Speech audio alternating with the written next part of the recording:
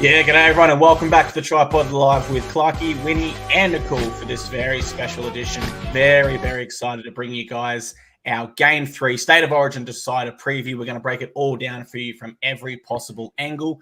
Joined, as always, by the founder of TryPod, Jacob Wynn. Winny, how are you going? Great, thanks, mate. Can't wait to talk about the Decider. Awesome. Love it. For those that are unaware of Winnie and coming from my page specifically, he has run this podcast for the past 9 years where he's given out free best bets, no paid, no paywalls, nothing, just straight tips for his followers. And if you'd bet on his best bets for the last 9 years, well, you would have won 9 years in a row. And I'm also joined by the founder of Winny Nakul. How you going, my friend? Very, very excited, man. I know I'm wearing blue, but I'm very impartial, don't worry. Pumped up to preview Origin 3, the Decider.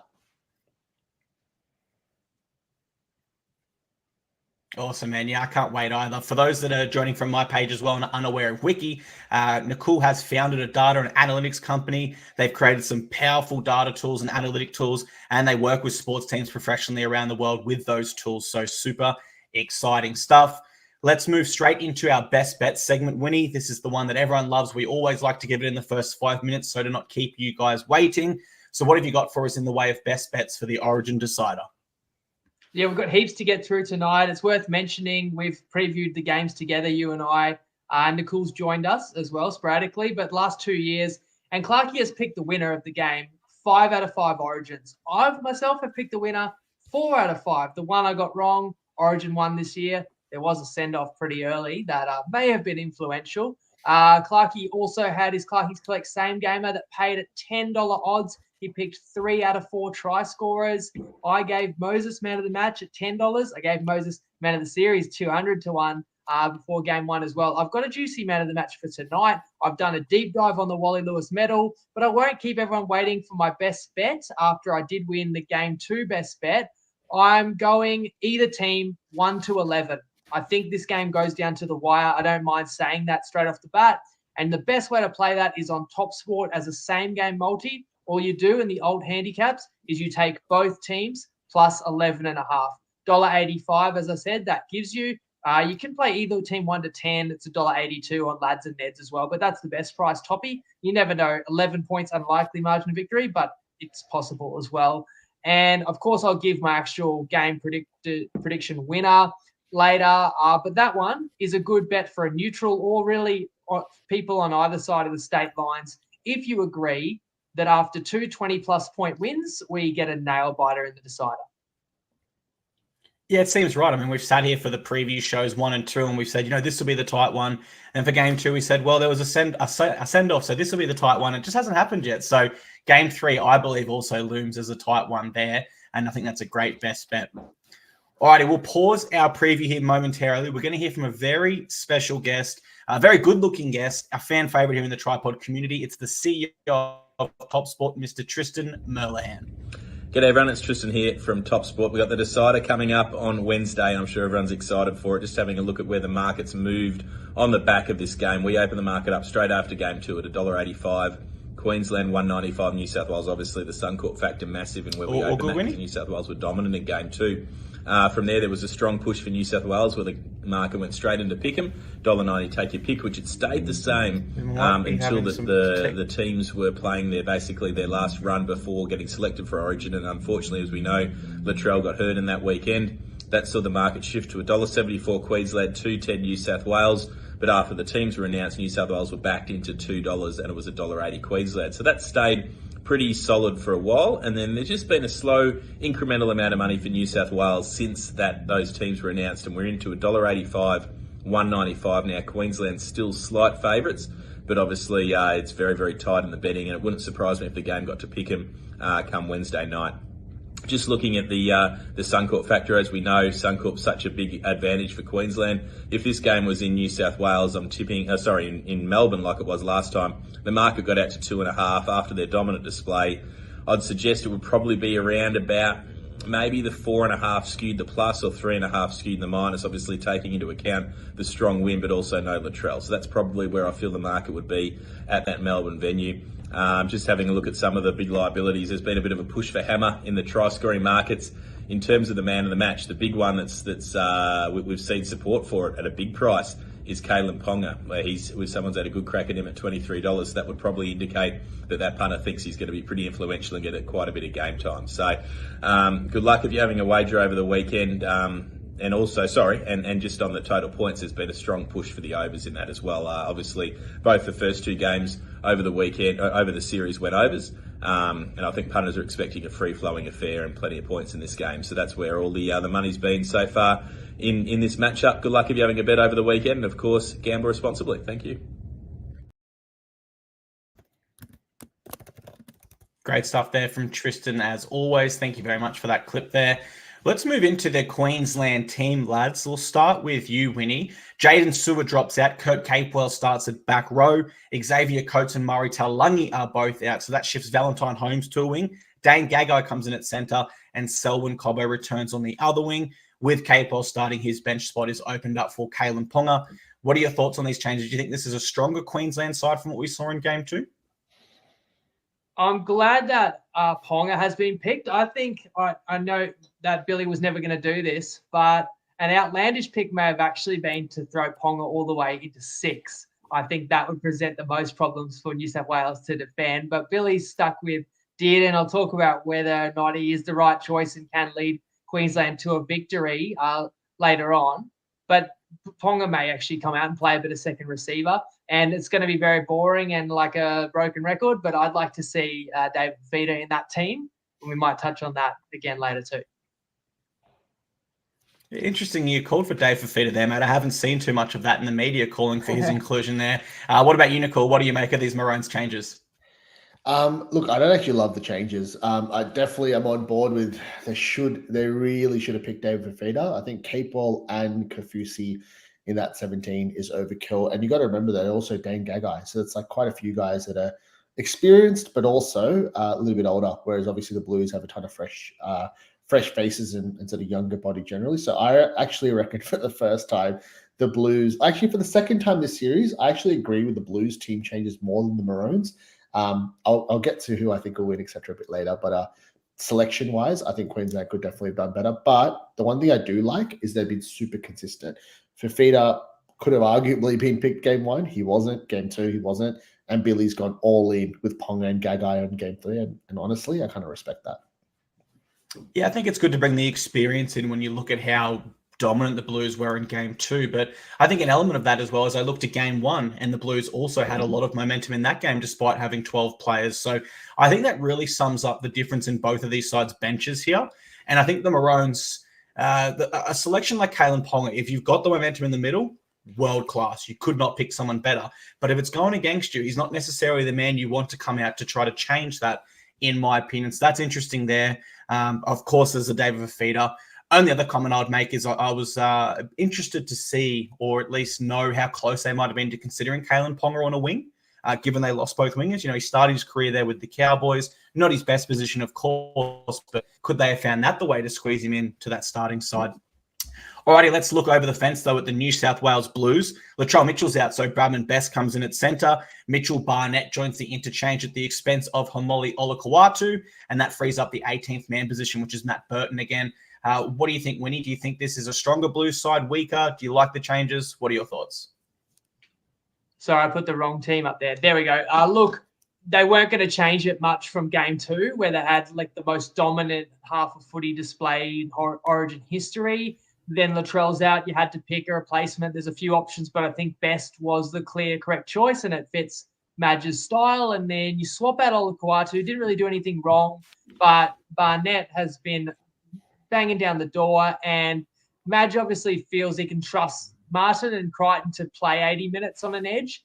And if they did need to replace a second rower, I presume Barnett can go there. Watson could too, and Cam Murray can also shift out and bring Isaiah Yeo in. So therefore, there was a little bit of redundancy there with what Olakau'atu could offer. And this way, New South Wales has, 3 middle forwards on the bench. And what are your thoughts, Nicole? Do you like these changes the Blues have made? I think they've absolutely nailed it. I don't want to repeat what Winny just said, but I think, yeah, Homole, I think they could have made a role for him, which is like play him on the right edge for 30 minutes, but it didn't look like they were really going to do that. So I think if you're not, then you play Mitch Barnett. I think on the recap show last Sunday, I don't want to repeat everything, but I spoke about how immense Barnett's effort was in that 80-odd minute performance in that Golden Point game against the Bulldogs. So they've nailed selection. Yeah, I don't think you can criticize anything the Blues have done in selection the last 2 games. Yeah, I agree with both of you there. I think the addition of Mitchell Barnett is awesome. He can cover the edge. He has done that for the Warriors this year if absolutely required. But we know in the middle he's done a bunch of huge numbers, play big minutes, have aggression, everything you like. And although the Blues have been dominant up the middle so far this year, I think the fact that they've swapped out Olakwatu for Barnett shows they're looking over the fence at the Maroons to see where the Maroons feel they need to improve the most. And bringing in Mitchell Barnett, it's kind of like, well, we know you guys are going to be trying to improve the middle. We're going to make sure that doesn't happen by bringing Barney in. So really good move there by the Blues, in my opinion. All righty, in game one, we have keys to victory for each side. Let's go there again. We will start with the Maroons. And I'll start with you, Nakul. What's something when you look at this decider you think the Maroons must get right if they're to win? Yep, I think, as I said before, they've gone for experience, right? So if you go into this game with Ponga, with Gagai, with Capewell and Kafusi, you're banking on your experience. You're definitely not banking on like a 30-16 kind of win. You're pretty much banking on like a 18-12, 18-16 kind of game. The one, or like if I'm not making myself clear, defense is going to be super important for them. But I've actually written this in my preview, which I'll publish straight after this. I think the one point of difference in attack that the Maroons have, if you look at their sides of the field, the left side, they've got Dearden and Capewell most likely lining up against with each other, sorry. On the right side, you've got DCE, Nanai, Gagai, and Cobbo. Like, by far, I reckon that's the more electric edge in attack. I did talk about Nanai before game 2. He obviously scored. So I reckon that right edge for Queensland is going to be huge. And I'd go far as to say if they don't create points, I think you're really, really depending on Reece Walsh and Hammer to do something, which in a decider, it's hard to look at the big plays, right? Whereas DCE, you can just sort of like DCE, Nanai, Gagai, a lot more. I think you just like expect them to step up on the big stage, whereas you're kind of waiting for like a big play for the others, which you don't want to be depending on in a decider. I would agree with that. I think the more consistent side over the 80 minutes generally will get the win. And when you do have players that go for the big plays, like the young Broncos side last year, it does work to a certain extent. But then you do see the more consistent side over 80 minutes. In that case, it was the Panthers come back and get the win. I've got a couple here. The first one's as simple as intent on defense. In game 2, it looked like the Maroons were more focused on the technique of the ruck and trying to control it that way. Whereas the Blues was kind of like, hey, let's just hit them as hard as we can, drive them back and make it a dogfight. And I thought they were really dominant in that area over the Maroons. Now, that job gets harder for Queensland now. They've got some older players in the side. Their bodies are a little more bruised and a little more tired. And so far in this series, they've missed 95 tackles to the Blues 68. And they've also had 48 ineffective tackles to the Blues only 15. So it's definitely an area they need to nail and get right. Second one goes without saying, possession. I mean, we saw in game 2 how important it was if we didn't already know as footy fans. It was dead and over the moment the Blues controlled that footy for the first 40 and really made the key moments count. The Maroons are also averaging 12 errors per game in the first 2 games to the Blues 8. So that's an extra 4 errors. And I also think that can quite literally be the difference between a win or a loss, particularly in a tight origin decider in the crucial moments. All right, Winnie, I'll cross to you. Give us your Queensland keys to victory and then follow on with the Blues if you don't mind, please. Yeah, I think without repeating too much from game 1 and 2, but what we spoke about, a lot of that did transpire. It's the ultimate clash of styles in terms of how these teams want to play and what their strengths are. It's a real yin and yang, and it is power versus speed. So let's look at the teams as they've been picked, which we've briefly touched on. New South Wales, 4 forwards on the bench. Strong, aggressive players and options at every position. Queensland has gone light on the bench. 2 utility options, really, and 2 strict forwards. They've favoured mobility. Let's look at that Fafita omission there. picking Capewell. In what universe is Capewell a better player than Fafita? Well, is he a more reliable defender? And in a fast, high-paced game, is Capewell less prone to making mistakes and missing a tackle? We talked a bit about, I think we litigated the Fafita selection or lack of before game one. Without going over all that again, what it does remind me of is I would have to say 15 years ago, there was a really damaging forward that I thought New South Wales just didn't want to face, and his name was Dave Taylor. And we knew what he could do on his best day, could bowl over people and could change a game. But in a decider, Mal picked the likes of a Ben Teo over Dave Taylor. And I was just racking my brain thinking, how could you possibly think that this is the better option? But the truth is the speed of the game is greater than, any other level. You might say, oh, just play them a few less minutes, it's going to be okay. But the minutes that they're out there, can that player hold up? And Queensland has picked mobility and fitness over power, ultimately. So the key to victory for Queensland, keep that ball in play. Both sides, of course, want high completions. Every team wants high completions, but New South Wales wants a lot of high completions because they want to make Queensland do a lot of tackling. They love to get those repeat sets. They'll love to try and force line dropouts. So I'll talk about the strategy behind dropouts later. Queensland, of course, they want to also tire New South Wales out, but they want to wear New South Wales out, whereas New South Wales wants to wear Queensland down. I think Queensland just wants less and less stoppages and just wants everyone getting tired, because that's what's going to create the opportunities. The strength of the Maroons is the speed. Reece Walsh, the hammer, Ponga. Can they get isolated? Can they get the ball in a little bit of space out wide? I mean, you've got to earn the right, but essentially New South Wales wants to play through Queensland. Queensland wants to play around New South Wales. So it's the ultimate clash in styles. I don't think New South Wales minds kicking for touch, and having a few stoppages, because it gets back to that power game. New South Wales is going to win the yardage. It's crazy to me. Look at the odds on Toppy. New South Wales are an underdog in this game. They're $1.37 to have more meters. All right, so it tells you a lot about, the way that the Blues are going to play. We backed the Blues have more possession in game two, actually, as our best bet. The key to victory, I think, if it's a faster game and Queensland has even half the possession or better, the Maroons will win. If the Blues have a greater share of possession and do dominate the yardage battle, that's how they'll win. A secondary key, which I'd like to throw to Nakul for, I think in a game where there could have one try decide it, the aerial battles between both wingers. Now, correct me if I'm wrong, Nakul. I'm sure you've looked at this. I think there's a mismatch on both sides. I think we have Cobbo lining up against To'o, where there's a big advantage kicking for Queensland, the high ball. But then Lomax will be marked by Val Holmes, which also definitely is a big threat for the Blues, which we've seen Lomax cash in on in both game one and game two. So that moment alone, getting those opportunities and getting that kick right could be a try that could be vital. Have I got those matchups right, Nakul? Yep, because it is shuffled back line. I'm staring at it as we speak on the side of my screen. Yeah. So maybe, and you can lead into your keys to New South Wales. Yes, we'll do. You literally took the words out of my mouth. I've got. I did write how Bradman Best, you cannot replace Latrell Mitchell. Correct me if I'm wrong here, but I've heard this a few times, and it sounds wrong, but I think it's right because I've heard it so many times on so many different sources. Has Latrell Mitchell never lost an Origin game? That's what I've heard, and I can't think of one where he has. I might check after. You know what? Maybe chuck in the comments if I'm wrong here. But I've heard it on so many different podcasts and stuff. Latrell Mitchell has never lost an Origin game, so I'm big on aura and stuff like that. But neither has Bradman Best. Oh, come on!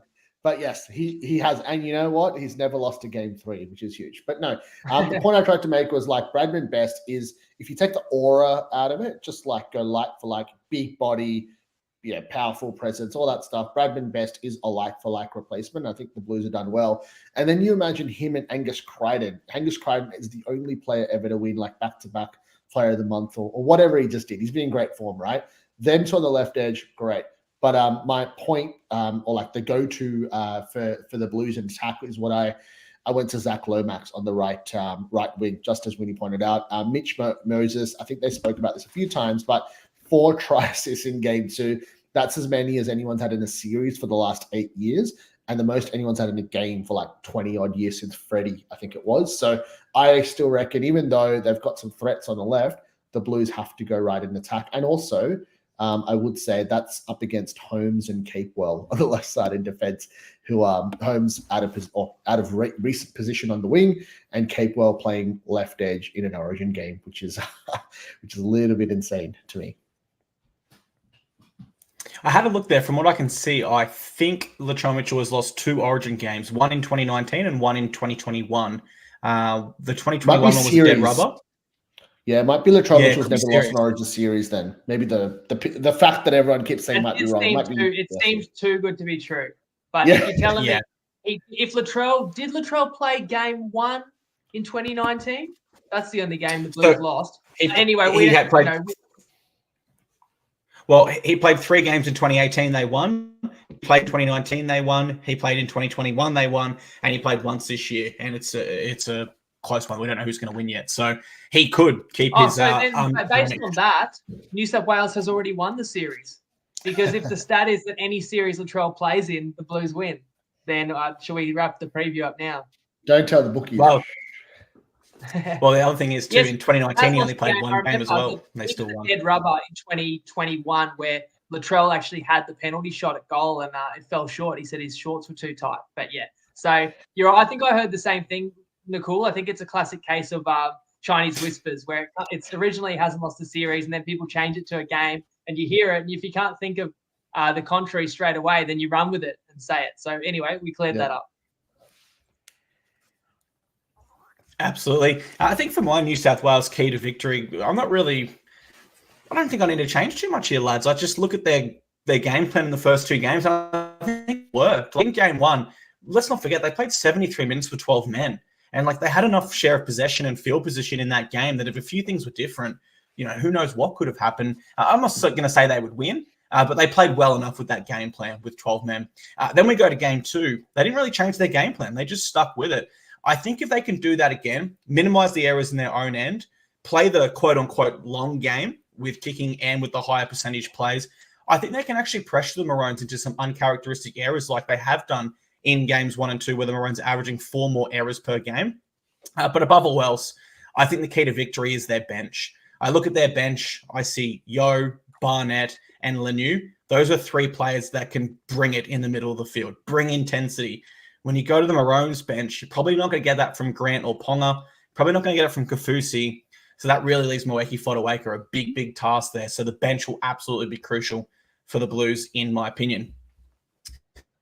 Alrighty, we'll go on to the game preview now, a specific game preview. Let's break it down from any angle you want. How do you believe this decider will play out? Let's go with you first, please, Winnie.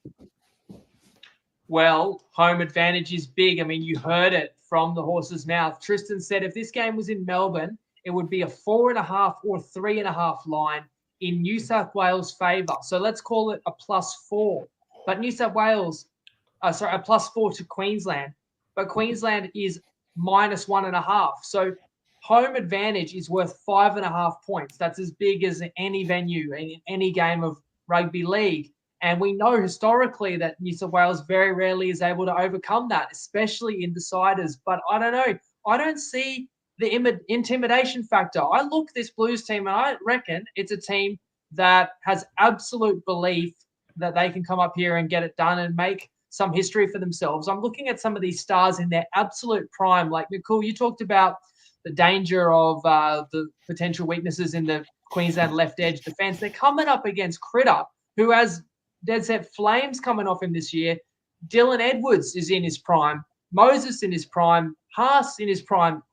Cam Murray, right? They're all superstars. They will shine. And you look at some of the aggressors that New South Wales has picked. I mean, To'o, aggressive style of player. Liam Martin, Lemieux, Barnett. Will they not relish the hostility? I think that home advantage is still real in the sense that the crowd can sway a couple of calls and a couple of calls can be vital. Do you give that extra 6 again? Do you give that penalty or not? And I think it will be a different game to Melbourne because not as many calls will go against Queensland. And that means it won't be such a massive weight of possession, which obviously had a lot to do with Queensland's try line being breached so many times. It was a real snowball effect. Another reason Queensland had to do so much tackling, New South Wales forced all these dropouts. And as I said in the recap to game 2, I could not believe Queensland kept going long for their dropouts.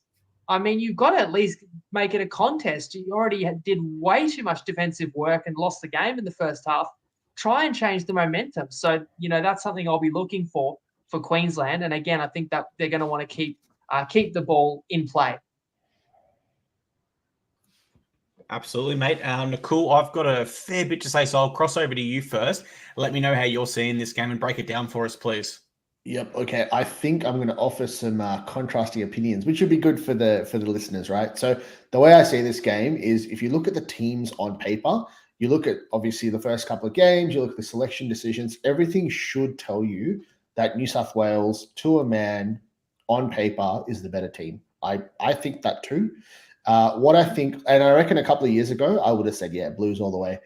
What I see, though, when you look at that sort of like man to man, the one thing that you can't tell me, and I agree with Winnie, yes, they're in the prime of their career, a lot of these Blues players, but I'll just read out these names: Daly Cherry Evans, Val Holmes, Dane Gagai, Kalen Ponga, Ben Hunt, Paddy Carrigan, Harry Grant, Felice Kafusi.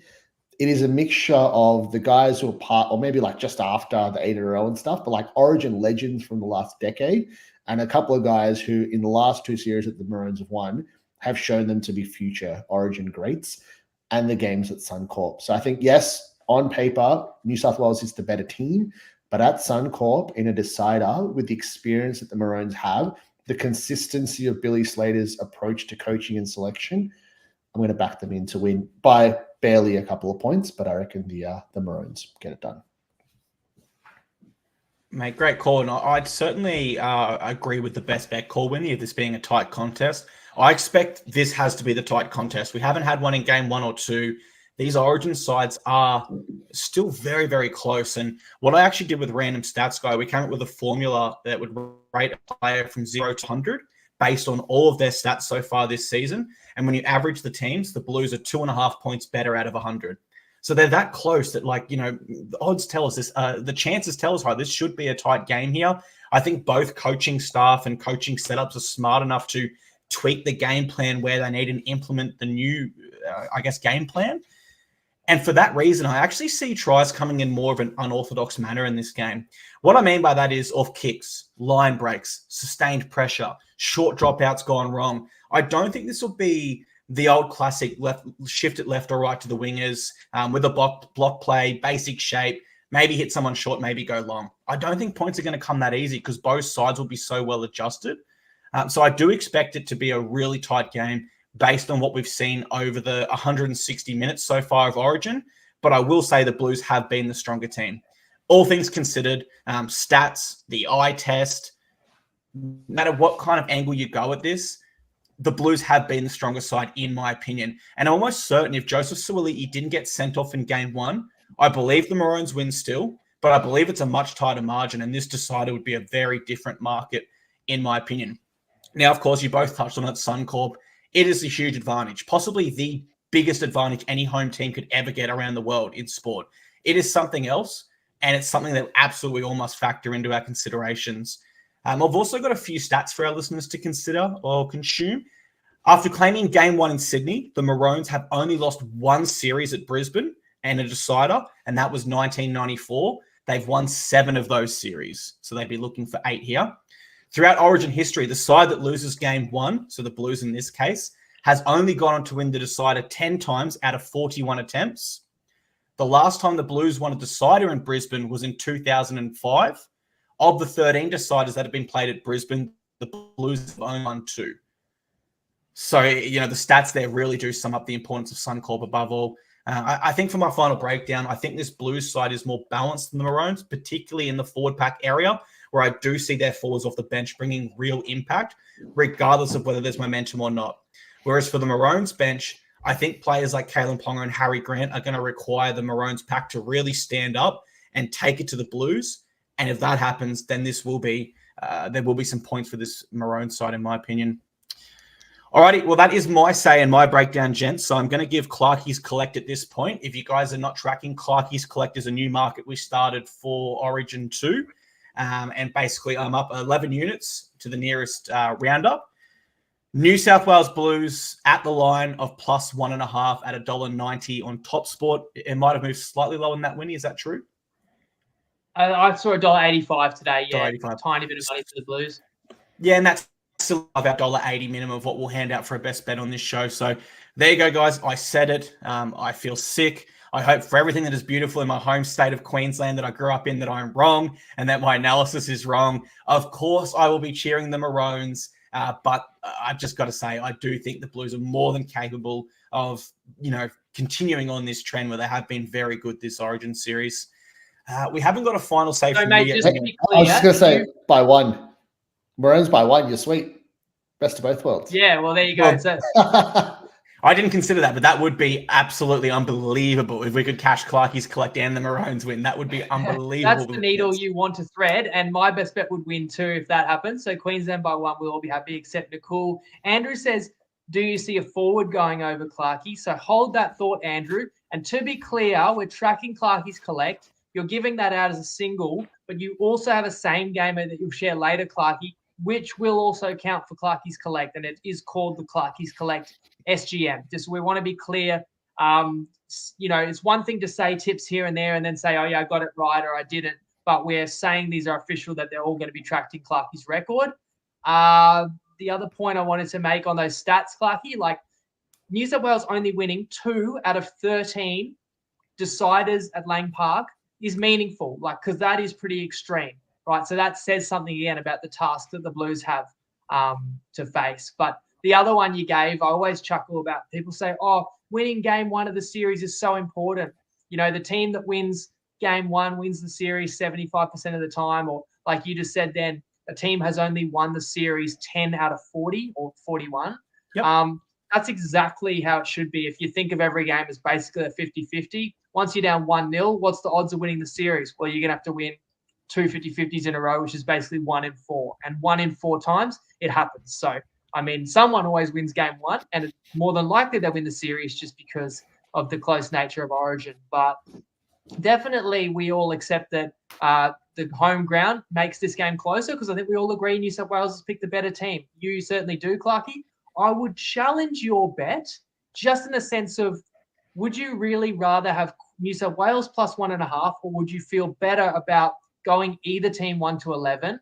What I gain is an extra 10 points with New South Wales. What you gain is if New South Wales wins by 12 or more. So I guess you got to factor in what's more likely: New South Wales by 12 or more, or Queensland by 1 to 11. If Queensland wins by 1, you'd still win your bet, but Queensland by 2 to 11, let's say. But that's one for other people to ponder too, in terms of whose bet they might like to follow, mine or yours. I had a couple of weaknesses to bring up, and you guys can maybe speculate on these. For Queensland, you got to be a little bit worried about Harry Grant. Hasn't played since game 1, has the sternum concern. For the Hammer, has he got a game in since game 2? He has not either, right? And he's got the shoulder issue. Was Dearden the right choice for this series? Found out a little bit in defense, and I just don't know if he scares the Blues defense enough either. I may have picked someone like Mam, and you wouldn't want to drag Dearden off and wreck his confidence, but I almost feel like if Queensland was down a couple of tries in the second half, would you sub Dearden and play Ponga at 6? And if anything, have Hunt and Ponga and Grant all out there, right, along with DCE. You can't have them all these halves out there, but Ponga is clearly the better attacking threat. And another concern for Queensland, and why you might bet against them, and you alluded to this, Clarkey, is there a lack of go forward for the Maroons? Is there a lack of enforcers? Because Flegler is injured, Tino is out for the season, Tom Gilbert was injured pre-season. Do they ultimately miss these guys just a little bit too much? Because they're great players. They would all be there if they were fit. Maybe I get your response there, guys, before I touch on where the Blues may have chinks in the armor. I'll go to you first, Nakul. What were your thoughts on those takeaways there from Winny? Yep. I'll go super quick. I think when you look at it man by man and you think about the season, you just can't argue that the Blues are in better form, and to a man probably playing better and got better players. But then I look at it another way, right? So if you just look at middle forwards, you got Cotter, Collins, and Carrigan. We know that Carrigan can play big minutes and also in Origin. But like with Cotter and Collins, let's just say they play like 45 minutes each or whatever. So you got to cover. Let's not get into the numbers, but all I'm trying to say is that between Mo Fotuaika and Felice Kafusi, I think with Fotuaika, you get the numbers. He can play big minutes off the bench if required. With Felice Kafusi, you get impact. You just got to remember the impact he made for the Dolphins early last season, right? And yes, he's a little bit older, a little bit slower, but I think you can look at the Blues bench and just go, wow, yo, Bunnett, oh my God, Leniu. But I think it's like the game's not played up on paper, right? It's Suncorp, it's a decider. And I just think like, are Mo Fotuaika and Felice Kafusi going to let you down? Hell no. I think like, again, it's just going to be so interesting because you cannot get two more contrasting like coaching styles and selection styles than what you see here. In form, young, fresh, ready to go Blues bench. And Mo Fotuaika, Felice Kafusi, and Kurt Capewell for the Maroons. It's just going to be so interesting to see which style and like selection mindset wins out. Because you best believe that the team that like loses, their coach is going to get absolutely smashed. It's going to be super interesting. It's going to be a tough press conference for whichever coach loses.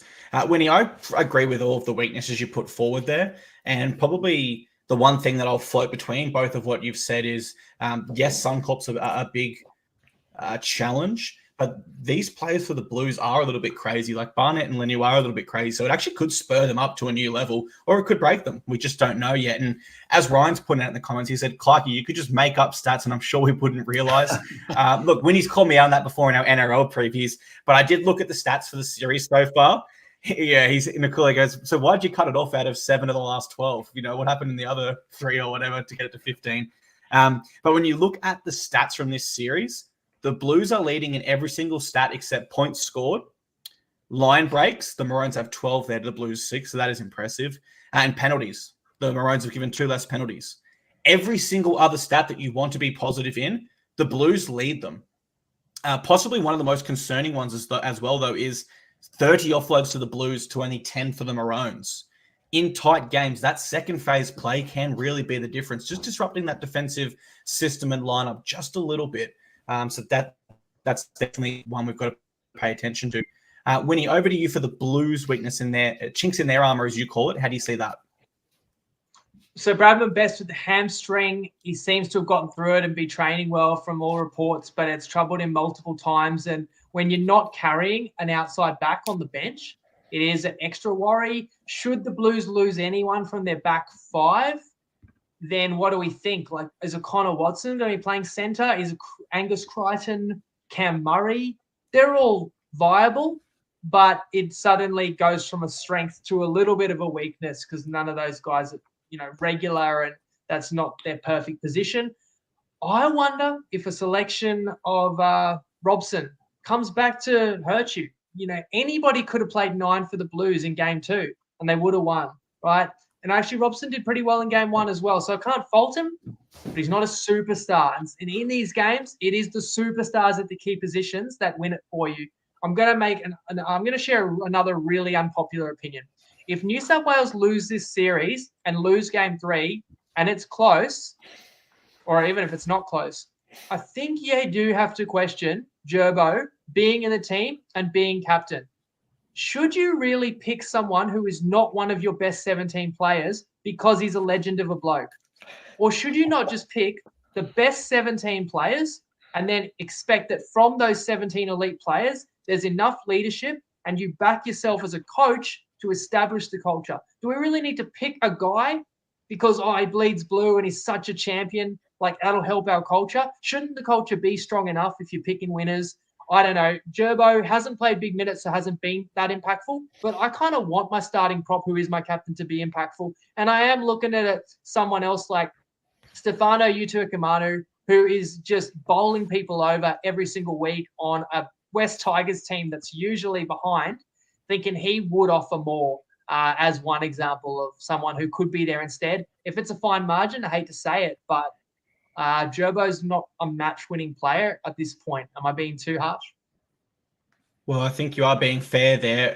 What I can say as well is with the stats breakdown that I've done for both of these Origin lineups with random stats guy.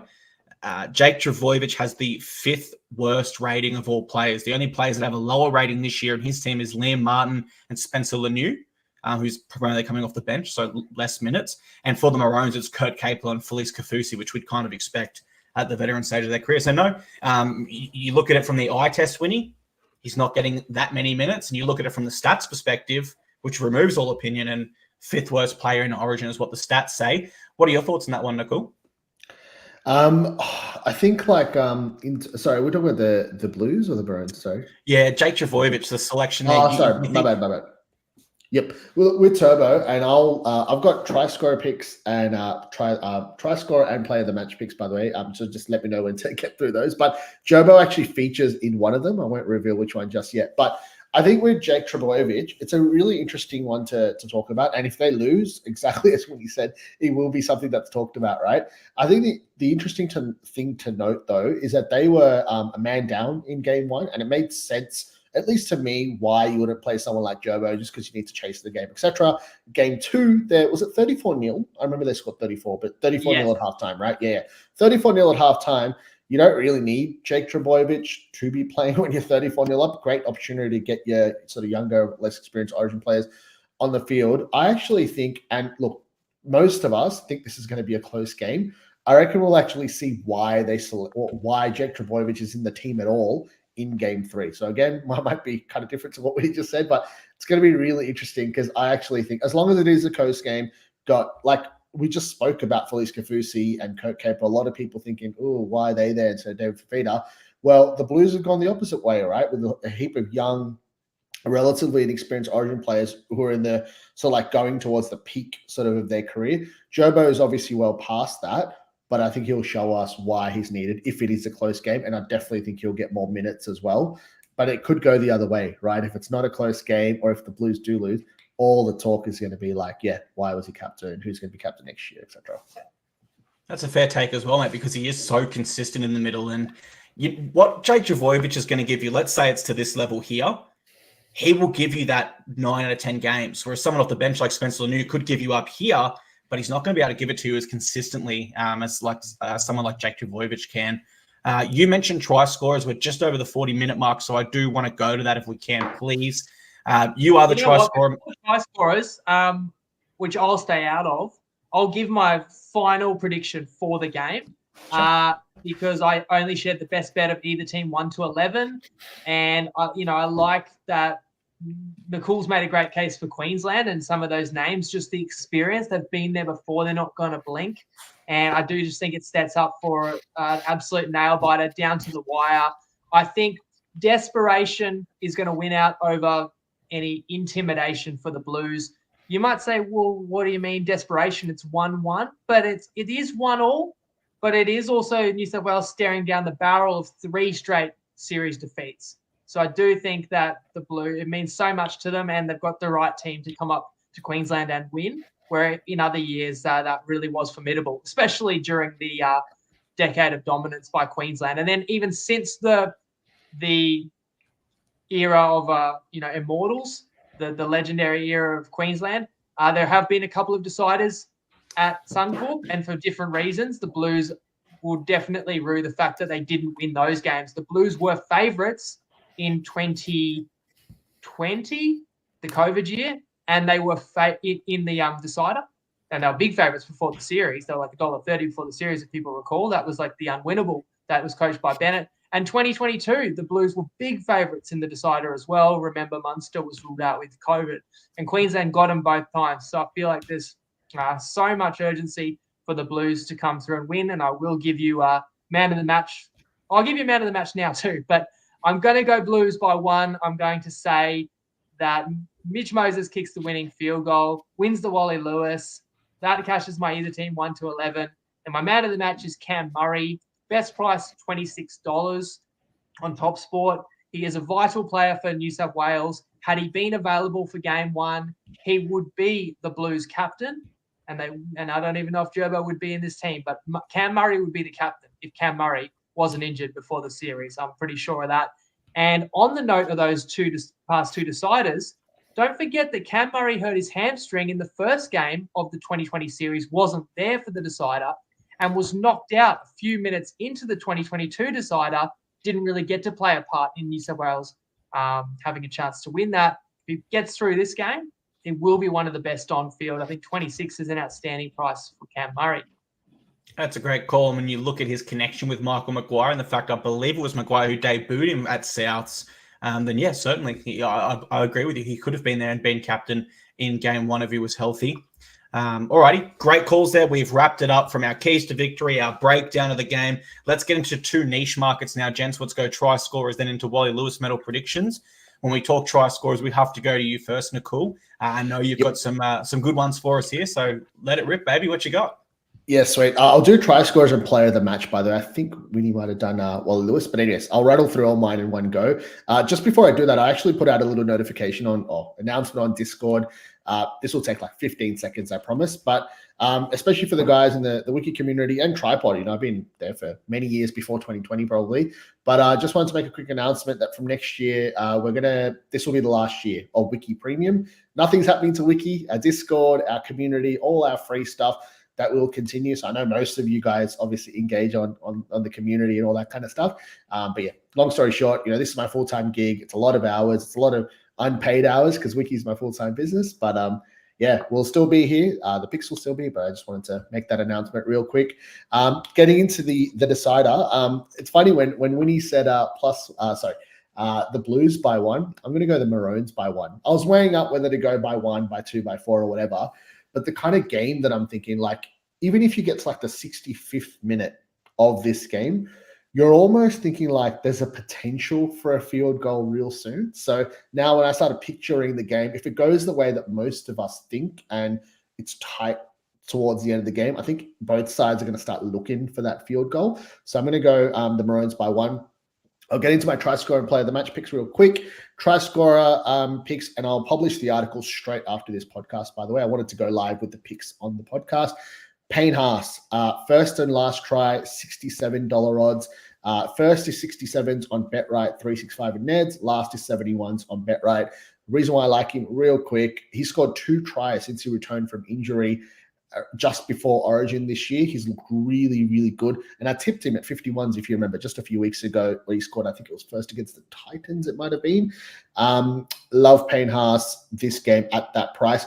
The other one, Winnie just mentioned him, Cam Murray. So he scored the first try and the last try, both roughly 1 in every 25 games that he's played in the NRL. And we're getting $51 on Bet365 for him to score the last try. But also on Neds or Ladbrokes, his first, second, or third try is $19 odds. So 19 times 357. You hope he's on for the third. Amazing price for Cam Murray. Tom Dearden, if you're a Maroons fan, you'll definitely want to hear at least one Maroons pick. He scored the first try, 1 in like 11 or some ridiculous strike rate, 1 in 11 or 14 games or something like that. And you're getting 34s on Bet365 for him, first or last try, separate plays. And the last one, and we've talked about him a couple of times, Spencer Leniu. Last Magic round for the guys on TryPod and Wiki. I'm sure you guys remember we tipped him at $101 odds to score the first try in the second half last year, Magic round, which is an amazing feeling. Obviously, the prices aren't as good anymore, but he's $46 on Sportsbet. The way he's looked, he almost scored, if you guys remember, in game 1. Looked really, really good. So those are my 4 picks. In the article, I have written a little bit more and got it into the stats. I won't do all of that now. But yeah, hopefully we can sign off in a high and get a big odds first try score pick crash over for this game. Player of the match, I won't talk through the reasoning in detail. I'll quickly go through the picks, but Brian To'o, 67s on BetRight, 365 and TAB.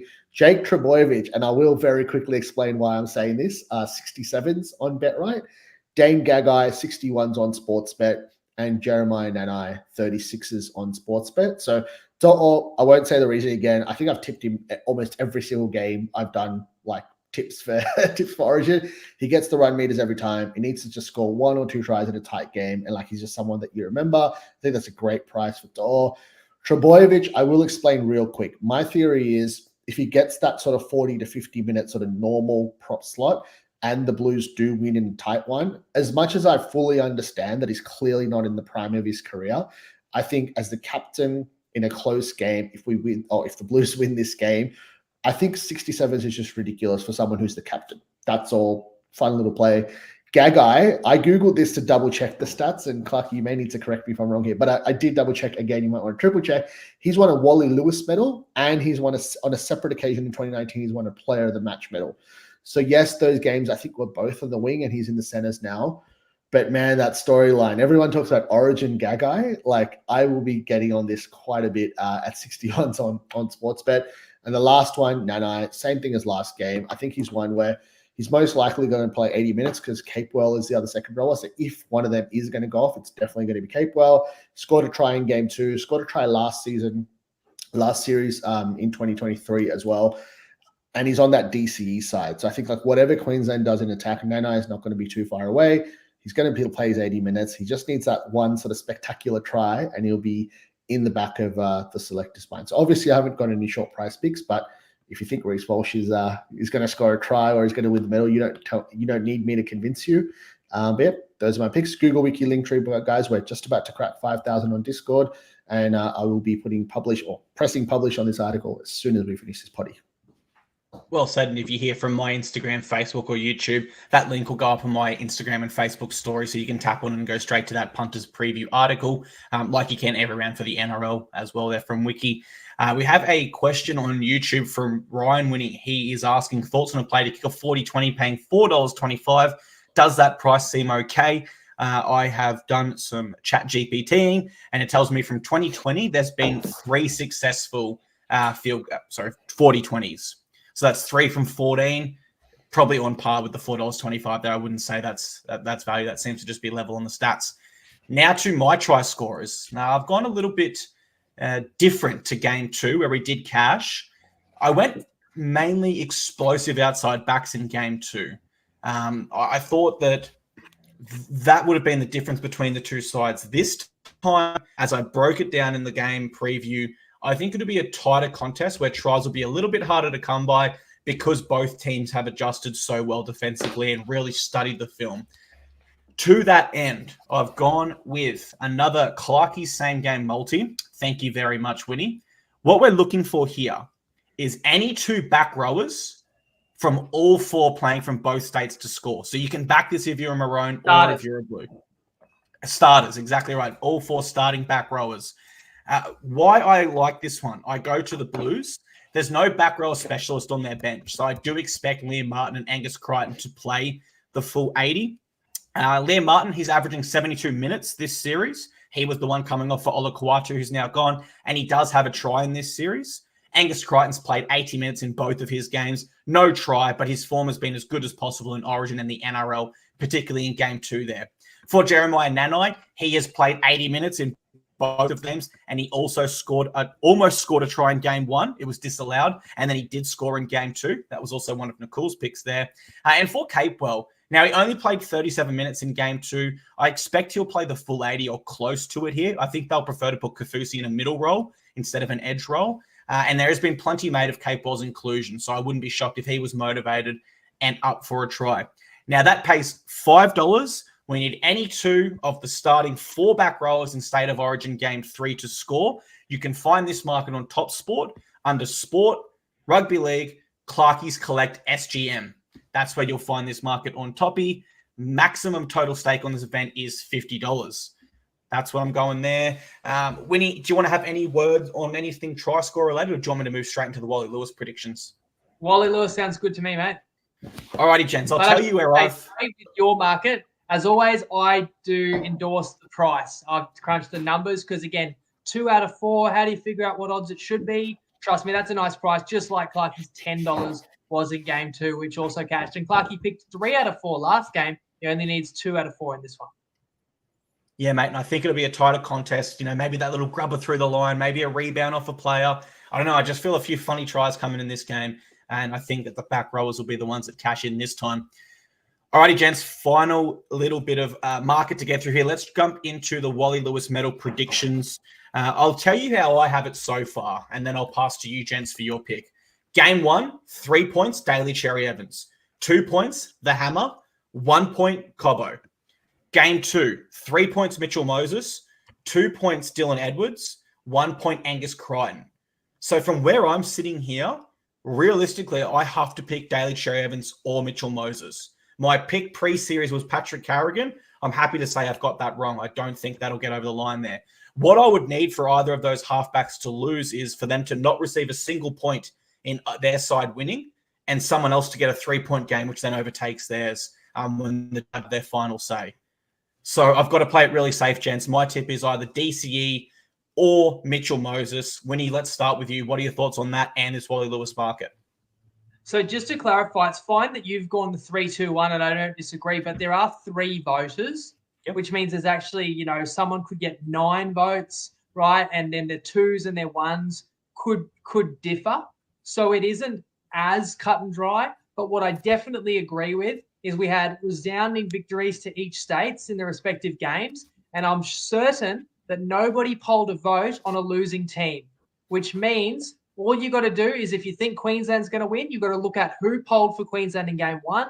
If you think you want to pick a Blues player for the Wally, who is already sitting on votes, right? And it's very clear. I think DCE would have been a unanimous, if not near unanimous, man of the match in game 1. But Hammer had a great game too, and a couple others. I thought Carrigan still wasn't too far away. Hunt had a great game, even Selwyn Cobbo, right?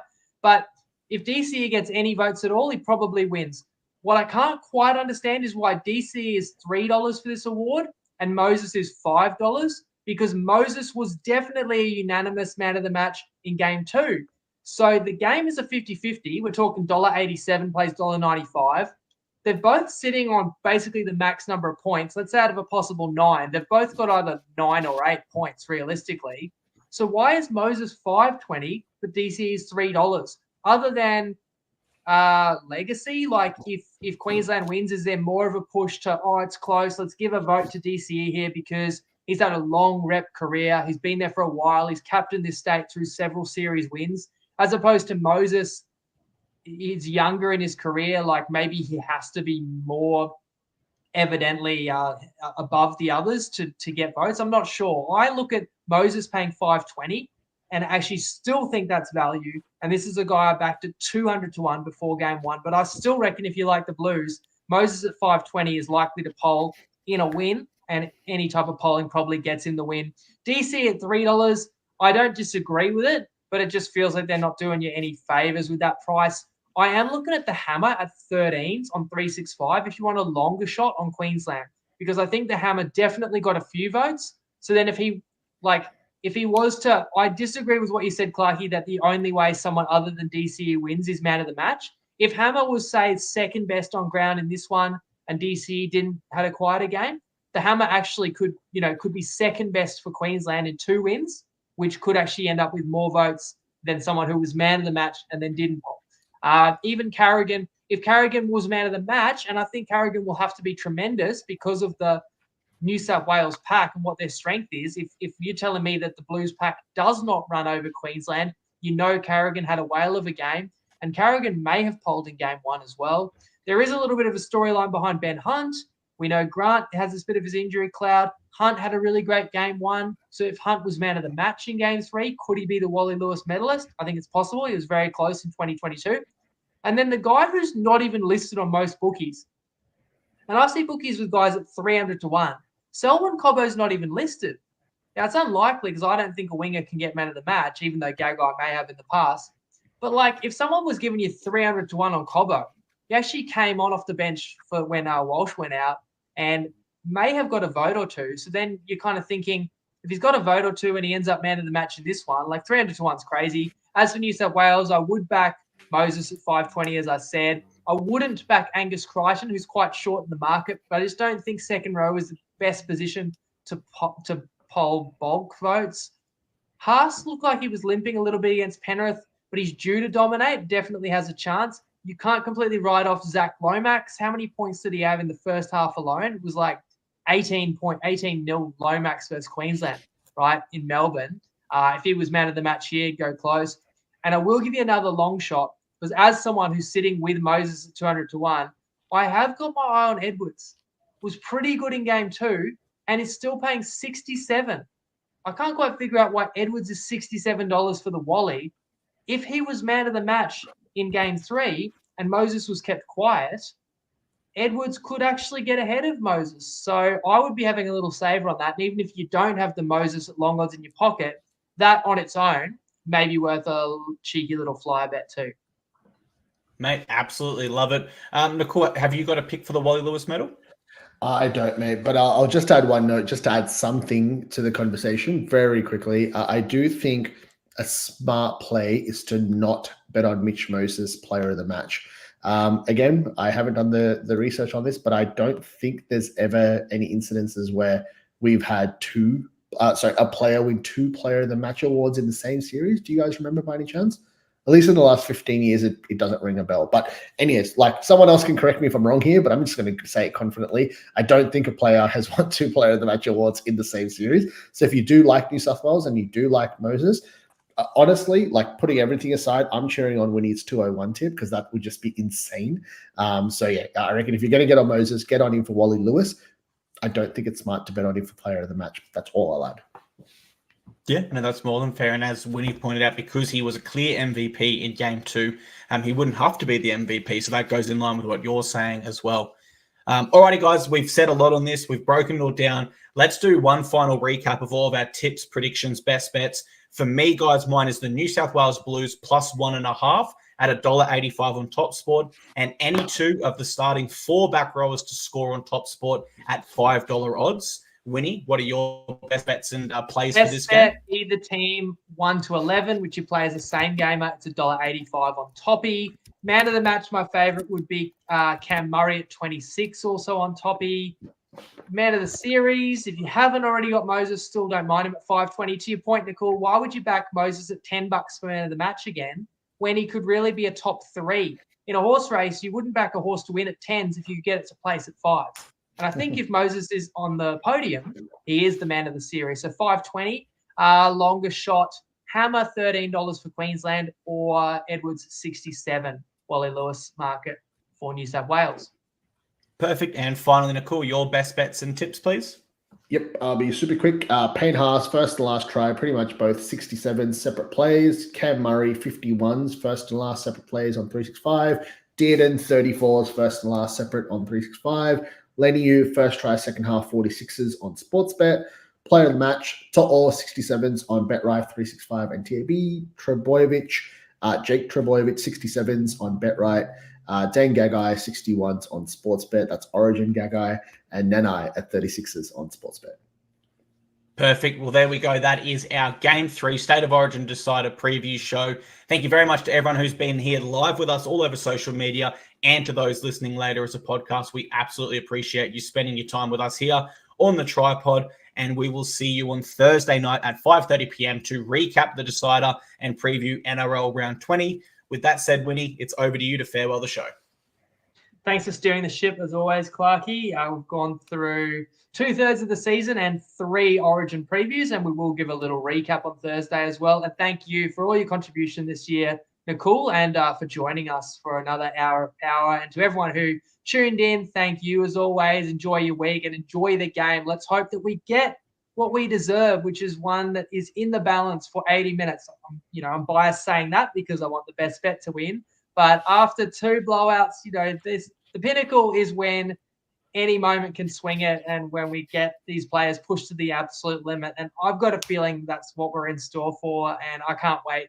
And whichever side of the ledger you're on, enjoy. Let us know in the comments, as always, what you think about plays, or if there's any others standing out to you. And we'll see you back here on Thursday to recap it and look ahead to round 20. Lego.